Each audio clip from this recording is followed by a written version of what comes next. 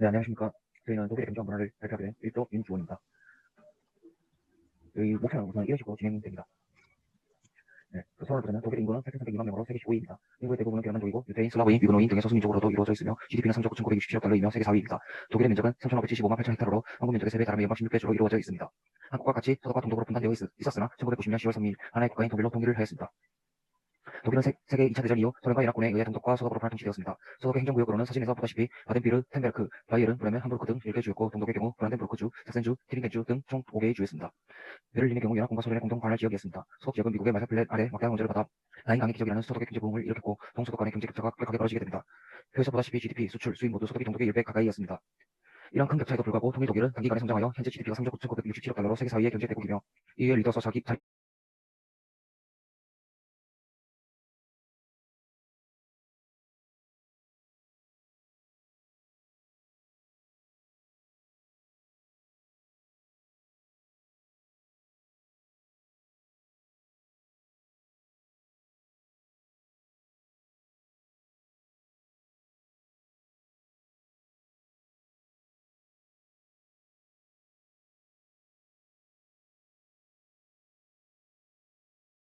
독자적으로 갖게 됨으로써 통일전으로 국가의 가치와 구조를 하나로 통합할 수 있었던 데는 지방자치단체 간 교류가 큰 역할을 했습니다. 그 예가 기초자치단체인 개마인대 간의 교류와 협력이며 동서독 지방자치단체 간 교류 협력 사례에서도 도시간 자매결연은 통일전후 과정에서 발생할 수 있는 여러 문제를 최소화하는 데 큰 기여를 한 것으로 평가받고 있습니다.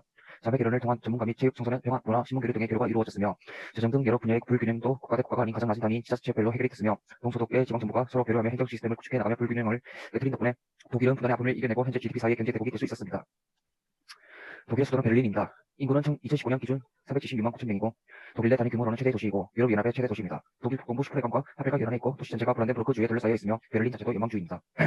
다양한 볼거리와 풍요로운 문화생활 활기차면서도 느긋한 라이프 스타일을 자랑하고 역사적인 건축물과 현대 건축, 전통과 현대의 대조야말로 이 도시의 특징입니다. 사진은 브란덴부르크 문과 베를린 전벽 붕괴 사진이며 베를린 전벽의 경우 동독이 서독으로의 탈주자를 막기 위해 1961년 8월 13일 세운 콘크리트 벽입니다. 자유를 찾아 이 벽을 넘무려다 목숨을 잃은 이가 수십 명에 달하며 이 벽의 붕괴는 제2차 세계대전 이후 구축된 동서냉전 체제라는 국제질서의 완전 해체를 뜻한다는 점에서 중요한 세계사적 의의를 지니고 있습니다.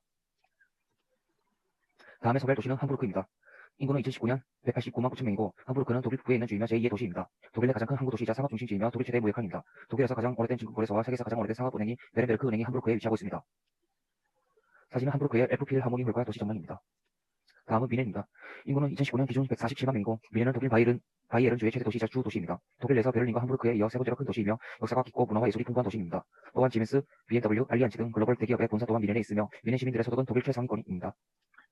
다음은 프랑크푸르트입니다. 인구는 2015년 기준 75만 3,100명이고 국제 중심 도시로 수많은 다국적 기업과 유럽 기업의 본부가 위치하고 있습니다. 유럽연합 EU의 중앙은행 또한 위치하고 있으며 박물관과 역사적인 건축물도 많은 예술과 문화의 도시이기도 하며 독일의 대문호인 괴테가 태어나 활동한 것이기도 합니다. 사진은 도시개발과 유럽연합의 중앙은행입니다.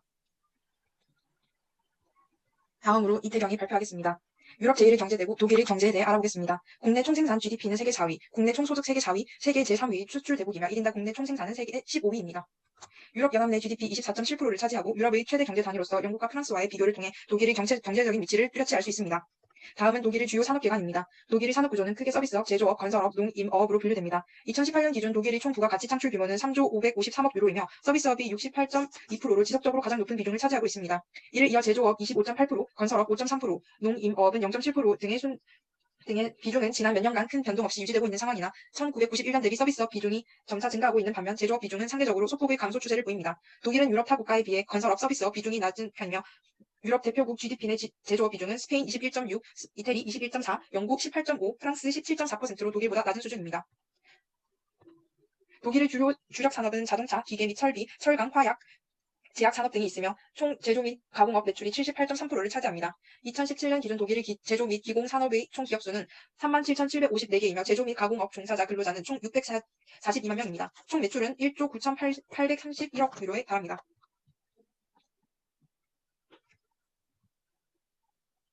다음은 독일의 중추산업인 기계 및 설비산업과 자동차 산업의 간략한 비교표입니다. 독일의 중추산업은 기계 및 설비산업, 자동차 산업이 있으며 먼저 자동차 산업은 독일의 최대 제조산업인 총 기업수 1,394개, 총 고용 인원수 약 86만 명을 보유하고 있습니다. 기업수나 고용 인원수 면에서 기계산업이 훨씬 상위이나 매출 규모가 4,990억 유로로 기계산업을 크게 상회하며 독일은 중국, 미국, 일본에 이어 세계 4위의 자동차 생산국으로 자리 잡고 있습니다. 독일 기업은 장인 정신을 토대로 우수한 기술력을 바탕으로 제품을 생산하고 있어 메이드 인 젊은이 제품은 국제적으로 높은 위상을 갖고 있습니다. 기계 및 설비 산업은 종사 기업 수가 2016년 기준 6,400여 개사, 이 중 87%가 고용인원 250명 이하의 중소기업으로 이루어져 있으며 독일 기계 및 설비 산업 종사자 수는 2016년 기준 연평균 100만 8천 명으로 독일 제조 산업 중 가장 많은 근로자가 종사하고 있는 산업입니다. 독일 기계 및 설비 품질은 세계 최고 수준으로 평가받고 있으며 많은 부문에서 세계 수출 시장 1위를 차지하고 있습니다. 총 매출액 중 71%인 1,559억 유로가 해외 수출로 이루어졌습니다. 2016년 기계업계 내 R&D 투자는 58억 유로에 해당합니다. 대표적인 기계 및 설비 제조사는 글로벌 기업인 지멘스, 린데, 튀센그룹, 보이트, 크노브 브렘제, 키온 등이 있습니다. 세계와의 경쟁에서도 지치지 않는 독일의 제조 경제력을 이유로 크게 첫 번째, 대기업 못지않은 중소기업의 파워, 마이스터 제도, 경기와의 무관한 R&D 지속 투자, 안정적 노사관계, 가족 경영기업, 기술 선도형 시장 창조가 있습니다. 첫 번째 중소기업의 경우 독일의 다임러 지멘스 등과 같이 평판 좋은 대기업도 있지만 전체 사회 경제적으로 볼 때 직전 20년간 견고한 경제 성장이 가능했던 것은 중소기업 때문입니다. 독일은 소수의 대기업이 경제를 지배하는 것이 아니라 다양하고 수많은 중소기업들이 중요한 역할을 하는데 독일의 전체 사업체 중 중소기업이 차지하는 비중은 99%이고 근로자 비중은 50%를 넘습니다. 유럽 재정 위기 이후 다른 유럽 국가에 비해 독일의 경제 하락폭이 낮은 것으로 나와 중소기업이 경제 회복을 이끄는 것으로 평가되며 수출 주력이 세계 1등 중소기업들도 꾸준히 증가하고 있습니다. 독일 중소기업은 효율성이 세계 4위로 선진국 대비 높습니다. 이차 발표하겠습니다. 이러한 중소기업들 중 세계 시장에서 경쟁력이 강한 중소기업을 히든 챔피언이라고 부릅니다. 히든 챔피언을 규정하자면 매출액 40억 달러 이하 기업 중 세계 시장 점유율 1, 3위 또는 소속 대륙 점유율 1위를 기록하는 기업이고 세계 총 히든 챔피언 2,734개 기업 중에서 독일 1,307개로 압도적인 우위를 가지고 있으며 이들은 동독보다 서독에 많이 위치하고 있습니다. 이들의 특징은 주로 제조업을 기반으로 한 유형의 전문 기술을 보유하고 있으며 지배구조 측면에서는 가족 소유 기업이 많고 경영자들의 리더십이 지속적이며 고성과를 추구하는 기업 문화가 특징입니다. 직업훈련과 평생학습 체계, 산학 연계 직업훈련 체계가 뿌리내려져 있습니다. 이들이 히든 챔피언으로 발전할 수 있었던 이유는 중소기업을 위한 독일의 다양한 정책들이 큰 영향을 주었기 때문인데 그 예시로 상속세 및 증여세를 면제하는 세제 지원은 중소기업의 유지에 좋은 공복이가 되었습니다.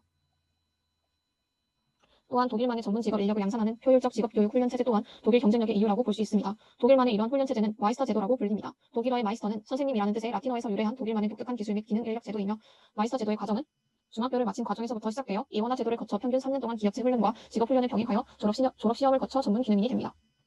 이후 마이스터로 활동하기 원하면 전문직 학교에서 다시 1, 2년의 과정을 밟고 마이스터 자격을 얻습니다. 독일 정부는 전문 마이스터 교육을 위해 다양한 보조활동과 혜택을 주고 있으며 마이스터만의 고유 직업 영역을 줌으로 마이스터를 보호하고 있습니다. 현재 독일에서는 60%의 중고등학생들이 학교와 현장에 결합된 형태의 직업교육을 통해 전문 기술을 습득하고 있으며 이렇게 일찍부터 기업과 연계한 직업 경로를 따로 구축 운영한 것이 독일 경쟁력의 원천이고 대졸자, 청년 실업률이 낮게 유지되는 비결 중 하나입니다. 마이스터 제도를 적극적으로 활용하고 있는 기업으로는 BMW를 꼽을 수 있습니다. 독일의 명품차로 잘 알려져 있는 BMW는 문 인력을 양성하기 위해 매년 800여 명의 인턴을 훈련시키고 있습니다. 이들은 자동차 개발, 제작, 전기 등 12가지 전문 직무에 따라 기술을 전수받고 졸업 후에는 관련 분야에 바로 취업하게 됩니다.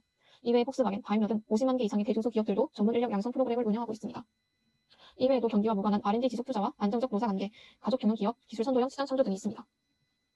독일의 기업 총 R&D 규모는 2010년 기준 470억 유로인데 자동차, 전자산업, 기계산업, 의약산업, 화학산업의 주로 5대 산업이 전체의 70% 이상을 차지하고 있습니다. 전 세계에서 R&D에 가장 많이 투자하는 기업은 독일의 폭스바겐입니다. 폭스바겐 그룹의 경우 1980년부터 시장 상황과 관계없이 매년 매출의 5% 이상을 연구개발에 투자하는 5%룰을 지켜오고 있습니다. 국제경영개발원의 2013 세계 경쟁력 보고서에 따르면 독일의 노동 생산성은 세계 1위, 노사관계 생산성은 8위로 평가받고 있습니다. 안정적인 노사관계는 독일의 높은 노동 생산성의 비결로 손꼽히고 있습니다. 기업이 고용을 보장하는 대신 근로자는 근로시간과 임금 인상을 양보하는 방식으로 노사 합의에 도달해 왔습니다. 대표적인 예로 다임러 벤츠는 2009년 글로벌 금융위기 속 정리 해고를 하지 않는 대신 20억 유로의 노동비용을 절감하는 노사협약을 체결했습니다. 모든 근로자는 노동시간을 8.75% 감소시켰으며 각종 성과급 및 임금 인상 계획을 연기했습니다. 독일 정부가 재계와의 공동작업으로 시간 선택제 일자리 확대 등을 포함하는 노동시장 유연화 정책을 단행한 것도 실업률 증가 없이 금융위기를 넘기는 데 일조하였습니다. 기업의 평균 수명은 20년을 넘기기 힘들고 30년이 지나면 80%의 기업이 사라진다고 합니다. 독일에는 무려 1,500개가 넘는 200년 이상의 장수기업이 존재하고 있습니다. 이 중 상당수는 우수한 기술력을 바탕으로 세계시장 점유율 1, 3위를 기록하며 독일 제조업을 이끌고 있는 강소기업들입니다. 장수기업 성공의 이면에는 가족경영기업이라는 공통점이 있습니다. 독일은 전체 기업의 95%가 가족기업 형태로 안정적인 기업 경영 구조를 형성하고 있습니다. 책임 경영과 더불어 근로자 및 지역사회와 높은 유대감을 유지해 온 것이 장점입니다. 그 예로 세계적인 제약기업인 머크사를 들 수 있습니다. 독일 정부는 가족 경영은 부의 대물림이 아닌 장수기업이 많아질 수 있는 한 방법이라고 판단하고 있습니다. 이에 따라 독일 정부는 2010년 장기간 고용 유지 등 일정 조건만 이행되면 상속세가 부과되지 않도록 상속세법을 개정한 바 있습니다. 독일은 각 제품군에서 세계를 선도하는 기업들이 유달리 많습니다. 특정 분야에서 세계 시장을 선도하는 우량 기업이 미국, 일본 등에 비해 4, 5배 이상 많은 것으로 나타났습니다. 독일 기업은 전통적인 강점 분야의 경쟁력을 꾸준히 유지하면서 기술 선도로 시장을 만들어 나가고 있습니다. 그 예로 세계적인 전자기업인 지멘스를 들 수 있습니다. 160년의 역사를 가진 지멘스는 전통적인 전자기기 공학 기업입니다. 전자부분 기술 역량에 집중하여 최초의 진공청소기, 인공심장 각동기 등 가전제품과 의료기기를 넘나들며 획기적인 전자기기를 개발해 왔으며 기술 선도로 시장 자체를 창조하여 진출하지 않은 전자제품 분야가 거의 없을 정도로 현재 세계적으로 몇 되지 않은 복합 기업으로 분류가 됩니다. 이처럼 탄탄한 제조업을 바탕으로 한 독일의 경쟁력의 이유로 독일 기업인들과 정치인들은 한결같이 중소기업을 뜻하는 미텔슈탄트와 히든챔피언의 파워, 그리고 기술 선도형 시장 창조, R&D 지속 투자 등이 있다고 대답하고 있습니다. 한 예로 세계적인 문구회사인 파버카스텔의 8대 골프강 파버카스텔 회장은 그대 선조들이 후대에게 어떤 경영 및 원칙을 제시했는가라는 질문에 2260년 동안 세계 1등 기업이자 히든챔피언으로 지속 성장할 수 있는 비결은 첫째, 공동체 정신, 둘째, 세계 트렌드 파악, 셋째, 연구 및 개발이라고 볼 수 있습니다. 라고 대답하였습니다. 다음 발표는 윤지환 하고 가겠습니다. 독일은 이처럼 통일 이후에 연방제를 통해 종속과 소득 간의 경제를 격차를 줄이고 현재 중소기업과 히든챔피언을 통해 막강한 제조업을 바탕으로 경제 대국으로 쫓았습니다. 그러나 이러한 독일의 위기는 존재했습니다. 독일은 1990년대 중반에 들어 막대한 통일 비용과 사회 보장 지출로 말미암아 급격히 추락했습니다. 국내 총 생산 GDP 성장률은 2000년 3.2%에서 2000년 0%로 추락했고 실업률 15세부터 64세는 같은 기간에 8.0에서 8.6% 상승했습니다. 특히 옛 동독 지역의 실업률은 20부터 25%에 달할 정도로 높아 노동시장에 대한 위기감이 불어졌습니다. 여기에 실업수당 대상 상정과 지급 실업자 재교육을 담당하는 응방고용청의 부정부패 스캔들이 터졌습니다. 결국 최저 총리는 고실업과 경기 침체상을 극복하기 위해 03년은 아젠타 2010을 발표, 노동시장 분야의 개혁을 추진하여 노사정 및 공익위원 15인으로 구성된 하르츠위원회에서 논의를 하였습니다. 주요 내용으로는 기간제 파견 근로 완화 등 임시 일자리 확대 추진, 고용센터에서 실업자를 위한 원스톱샵 기능 수행, 해고보호 적용 대상 감소 등 고용보호 완화, 실업급여 축소 및 실업연금 제도 개정, 직업훈련 개혁, 1인 창업 지원 등이 있었으며 이후 의회 입법 절차를 거친 위원회의 합의안은 하르츠 1부터 5로 법제화돼 2003년부터 2006년까지 순차적으로 시행됐습니다. 다음으로 하르츠 개혁의 내용 살펴보겠습니다. 먼저 2003년 시행된 하르츠 1법은 신규 고용 확대와 일자리 창출 핵심 내용을 합니다. 파견 상한 기간을 폐지하고 반복적 근로 계약체를 허용한 한편 신규 창업은 최장 4년 임시 근로자를 사용할 수 있게 했습니다. 또 52세 이상에 대해서는 자유로운 근로 계약 체결이 가능하도록 해 고령자의 취업 지원을 용이하도록 했습니다. 같은 해 도입된 하르츠 2법을 통해서는 실업자의 자영업 창업을 지원하고 장기 실업자를 관리하는 잡센터를 설립했습니다. 창업시 연소득 25,000유로 약 3,321만원까지는 3년간 보조를 지급하고 생애 19.9%에서 10.0%가 깎아줬고 아울러 월소득 400유로 약 53만원 이하의 저소득 일자리에 사회보장제와 소득세를 면제해 사람 대비 지원을 갖도록 유도했습니다. 연방고용청이 직업소개 역할을 충실히 할 수 있도록 한 하르츠 3법은 2004년에 시행됐고 이를 통해 공무원 한 사람이 담당하는 실업자 수가 400명에서 75명으로 줄었습니다. 2005년 시행된 하르츠 4법은 장기 실업자에 대한 취업급여를 축소한다는 내용을 담았고 이를 통해 실업급여 지급기간이 종전에 32개월이었지만 이게 55세 미만은 12개월, 55세 이상 18개월로 규정되었습니다. 이러한 하르츠 계획을 계기로 독일 노동시장은 경직된 고비용 구조에서 유연하고 합리적인 구조로 전환됐고 특히 2005년 말 정권이 바뀌어도 안겔라 메르켈 총리는 슈레더 전 총리의 개혁 기조를 이어갔습니다. 메르켈 총리는 기업의 법인세와 실업보험, 부담을 축소하고 해고 제한을 요건을 완화하는 식으로 노동개혁을 완전히 나갔습니다. 하르츠 개혁 결과 2005년 65.5%였던 독일의 고용률은 올해 1분기 74.1%로 상승했고 같은 기간 실업률은 11.2%에서 역대 수치인 4.8%로 떨어져 완전 고용 상태에 근접했습니다. 특히 여성, 고령자 등 취약계층을 포함해 임금 근로자가 2005년 이후 335만 명이 확대됐고 64, 65세 고용률이 2005년 각각 43.2%, 8.7%에서 41. 2014년 68.8%, 18.2%로 급격하게 높아졌습니다. 아울러 유로존 위기에도 기업들의 실적 권리가 지속되어 근로자 임금이 인상되고 그에 따라 서로 여력이 확충되는 선순환 구조를 이어졌습니다. 독일이 전 세계 노사정 대타협의 모범적인 사례로 꼽히는 이유가 바로 여기에 있습니다. 다음으로는 하르츠에 대한 평가를 살펴보겠습니다. 평가로는 실업 감소, 실업자 구직 노력 증가, 고용 서비스 향상 등에 대해 일반적으로 긍정적인 평가를 하나 규정 규직과 저임금 일자리 증가, 사회 연극 가능성 심화 등으로 계획에 대한 반발도 있습니다. 실업 감소에는 실업자 구직 노력 증가, 고용 서비스 향상 등의 현상이 과시하되어 노동시장 계획에 대해 일반적으로 긍정적인 평가를 지니고 있습니다. 반면 파견 근로자 등 비정규직과 저임금 일자리 증가, 사회 연극 가능성 심화 등으로 노동시장 계획에 대한 반발을 진행했습니다. 이러한 독일의 위기 속에서 유로존 도입과는 큰 이점이 되었는데 독일의 호황에 누리는 중요한 이유는 바로 유라 도입입니다. 독일은 가치가 높았던 마르크화를 쓰다가 유라를 쓰게 되면서 화폐 가치가 떨어진 효과가 발생했고 제조업체들은 손쉽게 수출 경쟁력을 높일 수 있었습니다. 독일은 최고의 제조업 기술력으로 인해 수출이 증가하였지만 같은 유라 사용으로 인해 화폐 증가가 오르지 않습니다. 이로 인해 독일은 유라로 인해 경제적 호황을 누릴 수 있었습니다. 다음으로 임승준 발표하겠습니다. 먼저 독일의 난민 문제에 대해 알아보겠습니다. 난민 고위기관 제우리케는 9일 저녁 베를린과 함부르크, 프랑크푸르트, 라이프치히 등 40여 개 도시에서 시위가 열렸다고 밝혔습니다. 시위대의 요구는 그리스 레스보스 섬에 있는 모리아 난민 수용소를 해체하고 거기서 거주하는 난민들을 독일로 신속히 데려오라는 것이었습니다. 시위대는 우리에게 빈자리가 있다라고 외쳤고 또 유럽연합의 미온적 태도를 지적하며 이유는 부끄러운 줄 알라고 비판했습니다. 독일 40여 개 도시의 동시다발 시위는 이러한 상황에서 화재 하루 안에 신속히 개최되었습니다. 독일 180여 개 지방자치단체가 우리에게 빈자리가 있다며 난민을 받아들이겠다는 의지를 밝혔습니다.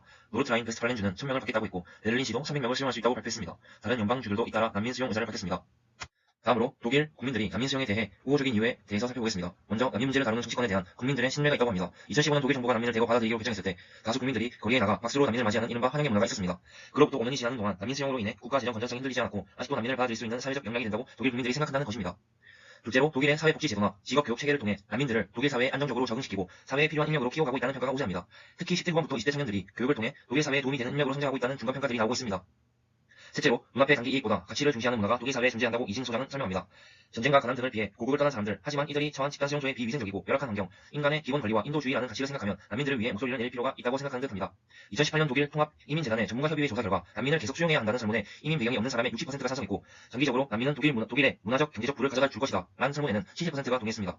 2017년 베르테스만 재단 조사에서는 독일이 난민 수용으로 인한 도전을 극복할 수 있다고 생각한다는 질문에 60%가 찬성했습니다. 그러나 동독 지역에서는 반난민 정서가 더 팽배합니다. 통일 이후 동서독 간 격차가 크게 줄었지만 동독 지역 주민들의 57%가 실질 소득과 구매력 증가에도 불구하고 자신을 2등 국민으로 여기며 최근 여론조사에서도 동독 주민들은 통일이 성공적이라고 답한 비율이 38%에 그쳤습니다. 이러한 동독 주민들의 박탈감에는 경제 구조 문제가 꼽힙니다. 독일 언론은 대기업과 인구수가 주로 서독에 몰려있으며 동독은 하도급 제조 공장 위주라고 지적하는데 독일 내 500대 기업 중 단 37개, 7.4% 기업만이 동독에 본사를 둔 것으로 나타났습니다. 이마저도 베를린 동부 지역의 절반이 몰려있으며 베를린을 제외하면 동독 지역에 본사를 둔 기업은 17개 3.4%에 불과합니다. 동독 지역의 젊은이들과 고급 인력이 대부분 서독 지역으로 직업을 찾아 이주하는 상황에서 독일이 시리아 등에서 탈출한 100만 명의 난민까지 받아들이자 동독 지역의 반난민 정서를 더 자극했다는 분석입니다.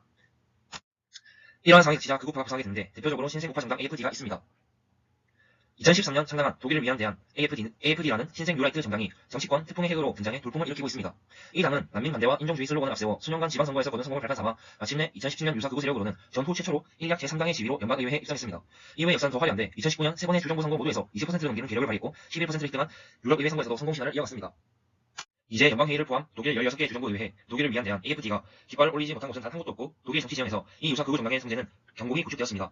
AFD가 독일에서 강력한 정치 세력으로 부상한 사실은 유사 극우의 발효가 이제 전 유럽적인 현상임을 분명히 보여주는 주요한 변곡점이 되었습니다. 우파 표퓰리즘 정당으로 불리는 AFD는 아직 확실한 극우 판정을 갖지는 않았지만 지속적인 우양호 및 극우 세력과의 인적, 조직적 교집합은 갈수록 큰 우려를 낳고 있습니다. AFD의 주요 메시지는 다음과 같습니다. 우리는 전통적인 가정을 모범적인 가정으로 신봉한다. 결혼관계와 가족은 국가의 특별한 보호 아래서 기본법에 의해 권리를 갖는다. 우리는 독일 주도적 문화를 신봉한다. 우리는 다문화주의 이데올로기가 사회 평화와 문화적 통일을 통한 국가 지속을 위협하는 요소로 간주한다. 국가와 시민사회는 독일 문화를 바탕으로 한 독일의 정체성을 자부심 갖고 방문해야 한다. 이슬람은 독일에 속하지 않는다. 우리는 신앙, 양심, 고백의 자유를 신봉한다. 그러나 자유민주주의 기본 질서, 우리의 법률, 유대계 기독교와 인본주의의 가치를 기반으로 한 우리의 문화에 반대하는 이슬람 교리에 대해서 분명히 반대한다. 지리적인 위치, 역사, 인구 및 인구 밀도 등의 근거에 독일은 고전적인 이민국가가 아니다. 정치적 박해를 받거나 전쟁 때문에 생긴 난민과 불법 또는 비합법적인 난민은 구별되어야 한다. 이상 독일의 주요 이슈에 대한 발표를 마치겠습니다. 다음으로 결론, 조언, 개인 의견 등에 대해서 발표하겠습니다. 독일은 대기업 위주의 한국 경제와는 달리 중소기업에 대한 많은 지원과 발굴 그리고 일찍부터 기업과 연계한 직업 경로를 따로 구축 운영하여 전문적인 인력 또한 꾸준히 생성하고 있다. 노사관계 또한 세계 꼴찌를 이끌고 있는 한국과는 다르게 독일은 항상 최상위권을 유지한다. 이러한 탄탄한 노사관계를 바탕으로 정부의 끊임없는 지원 그리고 전문적인 인력들을 통해 독일은 두 번의 큰 전쟁을 거쳐갔음에도 불구하고 현재 GDP 세계 4위의 수준까지 선정할 수 있었다. 전 세계를 휩쓸고 있는 코로나로 경제적 타격에도 독일은 선방을 보이고 있으며 현재 다른 유럽 국가들과 비교하면 난민 수용에 대해서도 우호적인 반응을 보이고 있다. 한국 또한 독일과 같이 제조업을 바탕으로 한 수출 강국으로서 강대국이 되기 위해서는 독일인들의 가치 그리고 정치, 노사관계에서의 신뢰와 정책 등을 배워나가 실천해야 할 것이다. 다음으로는 개인 의견에 대해서 살펴보겠습니다.